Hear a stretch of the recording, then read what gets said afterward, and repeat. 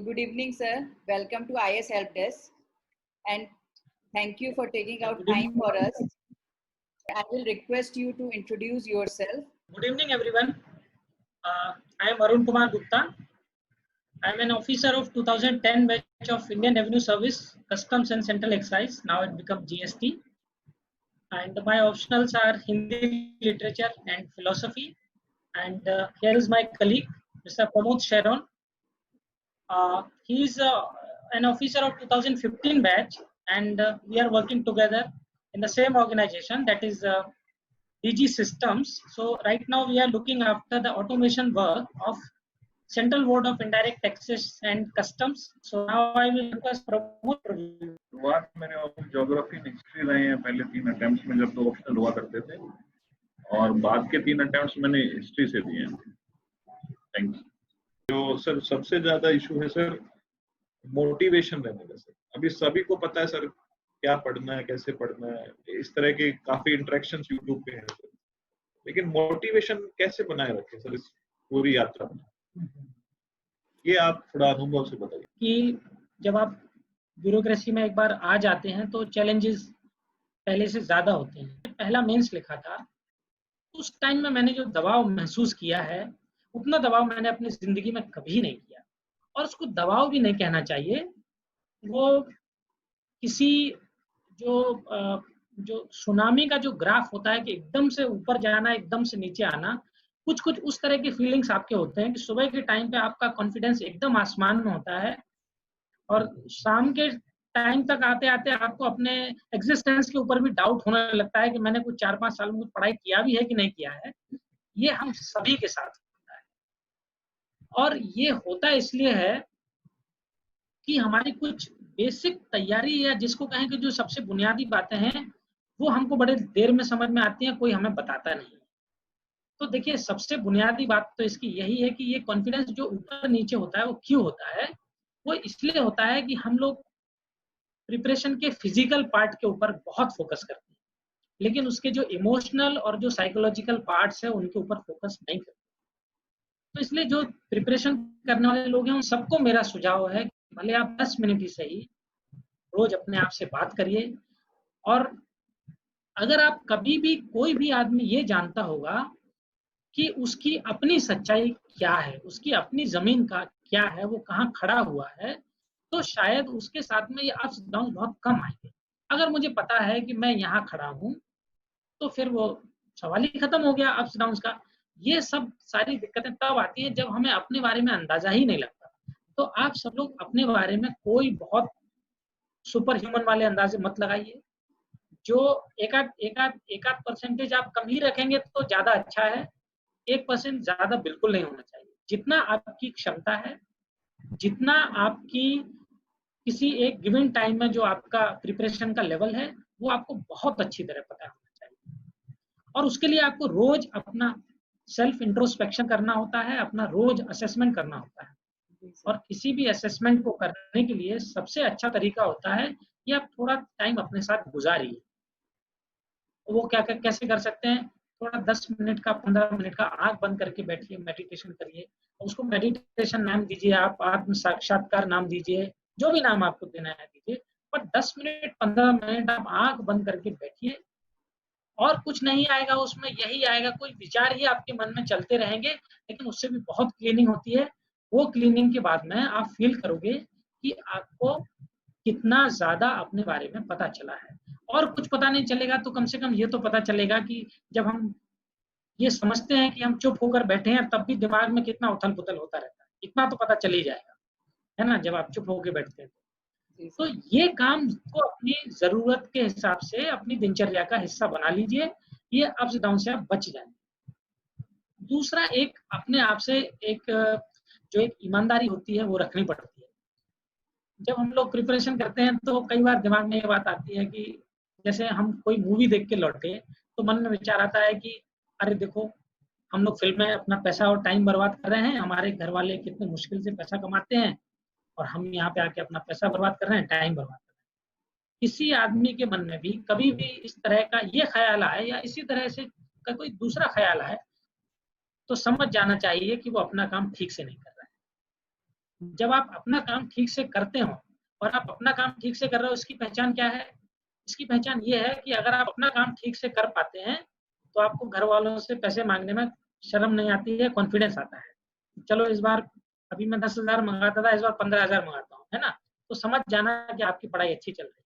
क्योंकि ये सारी चीजें जो है ना, ये आपको पता नहीं होता है कि आपका माइंड आपके साथ किस तरह से गेम खेल रहा है। जो सारी नेगेटिविटी आपकी है वो रास्ते ढूंढती है उन चीजों को जस्टिफाई करने की जिन चीजों से आप जूझ रहे हैं। अगर आप अपना काम ठीक से नहीं कर पा रहे हैं, है ना, तो वो आपको जस्टिफाई करने की कोशिश करेगा, आपका मन, कि आप वो काम ठीक से नहीं कर पा रहे हैं। उसका नतीजा ये होगा कि किस तरह से आप अपने परिवार वालों का मेहनत से कमाया हुआ पैसा बर्बाद कर रहे हैं। इस तरह की चीजों से वो उसको जस्टिफाई करने की कोशिश करेगा, है ना, कि यू आर वर्थलेस। तो ये दिमाग के गेम चलते रहते हैं। इसीलिए मैं कह रहा हूँ, जब आप अपने लिए ईमानदार रहते हैं, जो काम करने के लिए आए हैं वो काम को ठीक से करते हैं, तब आपके मन में इस तरह की नेगेटिविटी नहीं आएगी। ये मैं आपको पूरे दावे के साथ कह सकता हूँ। हाँ, सब लोग ऐसे नहीं होते हैं, और सब लोग सभी समय ऐसे नहीं होते हैं। हर किसी के जिंदगी में कुछ ना कुछ टाइम ऐसा आता है जो उसको लगता है कि यार उसने कितना टाइम वेस्ट कर दिया फिजूल, है ना। उसके कई सारे आयाम हो सकते हैं, कैसे भी हो सकता है। और कई बार हम अपनी क्षमताओं से कहीं ज्यादा आगे काम कर जाते हैं, कुछ कुछ टाइम ऐसा भी होता है।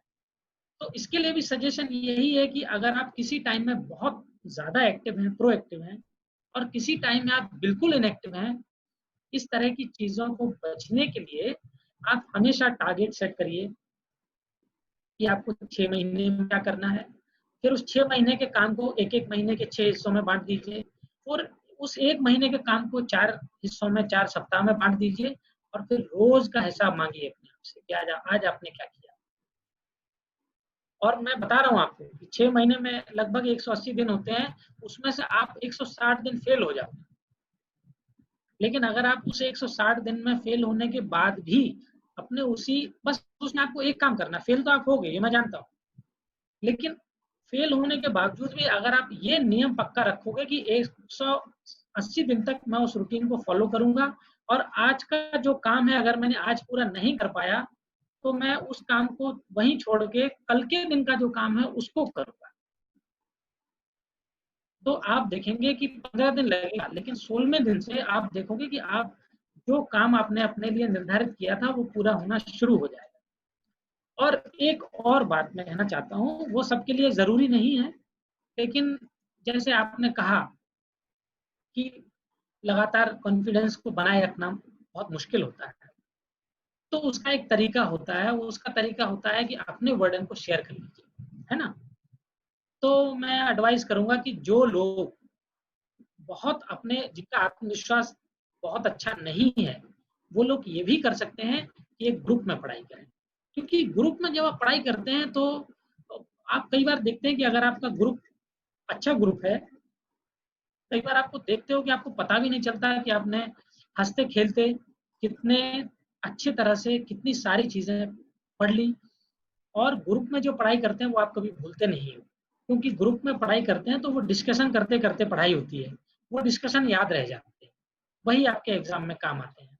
सो ये भी मेरा सुझाव है कि अगर आप ये कर पाए कि एक ग्रुप बना पाए, और कोई भी ग्रुप बनाते हैं तो उसमें शुरुआत के 15-20 दिन तक, एक महीने तक हर तरह की प्रॉब्लम आएगी, ईगो क्लैश भी उसमें आते हैं, उसमें किसी की कोई अर्जेंसी आ जाएगी, कोई डिस्टर्बेंस भी होगा, वो पेशेंस बना के रखना पड़ेगा। जो ग्रुप एक महीने के लिए टिक जाते हैं वो फिर हमेशा चलते हैं, और बाकी जिनको टूटना हो जाता है वो एक महीने के अंदर ग्रुप टूट जाते हैं। लेकिन अगर एक सक्सेसफुल ग्रुप है, वो प्रेशर हैंडलिंग के लिए इससे अच्छा कोई दूसरा टूल नहीं हो सकता, क्योंकि जब आप ग्रुप में होते हो तो देखते हो कि ये मेरे साथ नहीं हो रहा है, तो मेरे साथी के साथ भी हो रहा है, या आज मेरे साथ नहीं हो रहा है लेकिन मेरे साथी के साथ हो रहा है, तो आप तैयार होते हो कि कल जब इसके साथ नहीं होगा तो मेरे साथ होगा। सो आपको वो प्रिपरेशन एक रहती है, और आपके जो साथी है उनका सहारा भी होता है। और आजकल ग्रुप बनाना बहुत आसान, अभी तो वर्चुअल वर्ल्ड है, इसमें आपके पास सैकड़ों हजारों लोग हैं, आपको थोड़ा टाइम खर्च करके लाइक माइंडेड लोगों को ढूंढना पड़ेगा। लेकिन अगर आप ढूंढ पाए और ग्रुप बना पाए, और 2 घंटे भी अगर आप रोज पढ़ पाए, डिस्कस कर पाए, तो मुझे लगता है इससे आपका बर्डन बहुत कम हो जाएगा। आप अपने आप को मोटिवेट भी रख पाएंगे, और शायद 2 लोग 3 लोग जब एक साथ में रहते हैं तो एक दूसरे से जो साइकोलॉजिकल सपोर्ट मिलता है वो आपको बहुत आगे ले जाता है। तो ये मैं सुझाव देना चाहता हूँ। और फिर आखिरी बात ये है जो मैंने पहले भी कहा कि आप सिविल सर्विस परीक्षा पास करते हैं उन चीजों के ऊपर विश्वास करके जहां पे आप मजबूत हैं, उन चीजों के ऊपर नहीं जो चीजें आपकी कमजोर हैं। अगर कमजोर है उनको हमको मजबूत बनाना है, लेकिन जो मजबूत चीजें हैं अगर आप उनको छोड़ के कमजोर चीजों के ऊपर फोकस करना शुरू कर देंगे तो फिर मुश्किल हो जाएगी। कई लोगों को मैंने देखा कि उनको लगता है कि अच्छा इस बार मेरा मेंस में इसलिए नहीं हुआ क्योंकि मेरा ये वाला हिस्सा कमजोर था, तो वो अगले साल क्या करते हैं उसी हिस्से को पढ़ते हैं तो पहला वाला हिस्से में उनका हालत खराब हो जाती है। तो इसमें यही चीज आपको ध्यान रखना है कि अपनी मजबूत चीजों को कभी नहीं छोड़ना है। कभी आपका सिलेक्शन होगा तो उन्हीं मजबूत चीजों की वजह से होगा, और बाकी जो कमजोर चीजें हैं उनके ऊपर भी हम ध्यान देते रहेंगे जितना दे सकते हैं समय बचने के बाद, लेकिन आपके मजबूत पक्ष हैं उनके ऊपर हमेशा।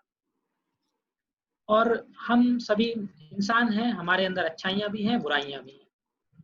तो एक राम की शक्ति पूजा हिंदी साहित्य में एक बहुत प्रसिद्ध कविता है, उसका मैं आपको एक छोटा सा उदाहरण देके अपनी बात को समाप्त करूंगा कि कैसे अपने आप को मोटिवेट किया जाता है।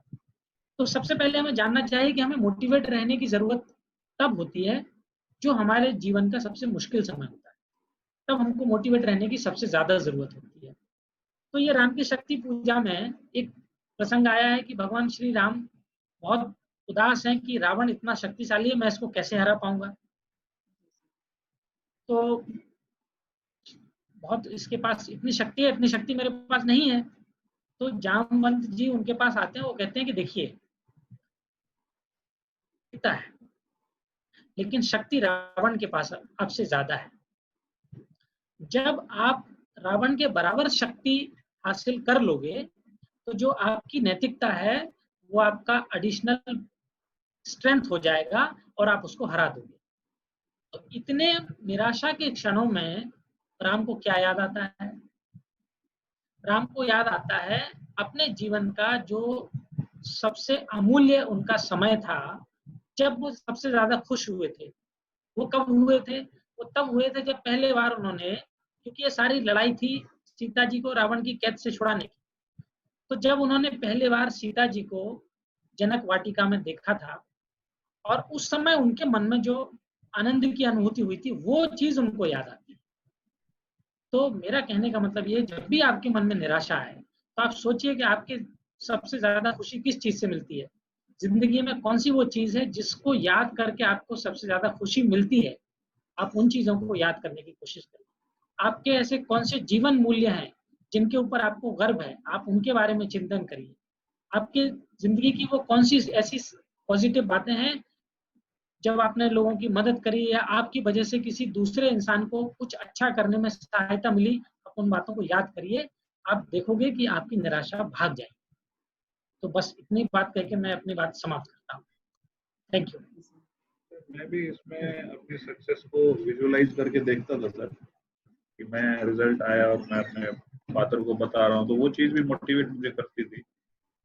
तो विजुअलाइजेशन का भी आप लोग यूज कर सकते हैं। दूसरा, डू एंड डाई का सवाल ना बनाएं इसको, और जितना हो सके सक्सेस को जो है अपने एफर्ट्स में मेजर करें। क्योंकि अभी मैं जिनको भी सलाह देता हूँ उनको यही कहता हूँ कि खासकर अपने छोटे भाई को, कि मैं आपकी जो सक्सेस है रैंक में नहीं देखता हूँ, आपकी सक्सेस में आपकी क्वालिटी ऑफ एफर्ट्स में देखता हूँ। अगर आपने एफर्ट्स किए तो मुझे कोई कंप्लेंट नहीं होगी आपसे। रैंक आए ना आए वो अलग इशू है। तो और कैरियर का बैकअप भी जरूर अपना एक सोच के रखें। सब कुछ छोड़ छाड़ के जो 4-5 साल तैयारी करना वो भी कोई नहीं एडवाइजेबल है।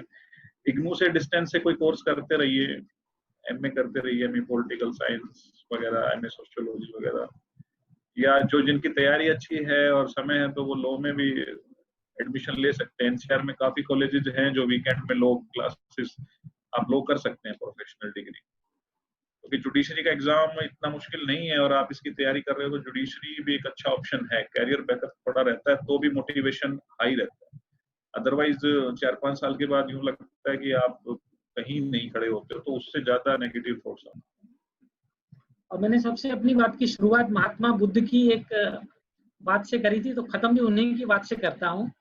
उन्होंने कहा कि कोई कुछ भिक्षु उनके पास आए कि मुझे हम लोगों को सफलता क्यों नहीं मिलती है अपने काम में, हमारा निर्वाण का समय कब आएगा। तो बुद्ध ने जो बात बोली वो बहुत महत्वपूर्ण थी। उन्होंने कहा कि सतो व भिक्खवे संपजानो अयं वा अमहाकं अनुशासनी कालं आगमे। मतलब ये है कि आप लगातार स्मृतिवान रहें, सजग रहें, अनुशासित रहें और अपने काम में लगे रहें। आपको समय की चिंता करने की जरूरत नहीं है, वो अपने आप आता है। वो आपके हाथ में भी नहीं है कि आज आएगा कि कल आएगा कि परसों आएगा, लेकिन आपका समय अगर आप अपने काम को पूरी ईमानदारी से करते हैं तो समय आता जरूर है। कालंग आग में, समय अपने आप आएगा। आप समय के पीछे मत भागिए, समय आपको ढूंढता ढूंढता आ जाएगा। आप अपनी पूरी मेहनत में अनुशासन के साथ लगे रहें, समय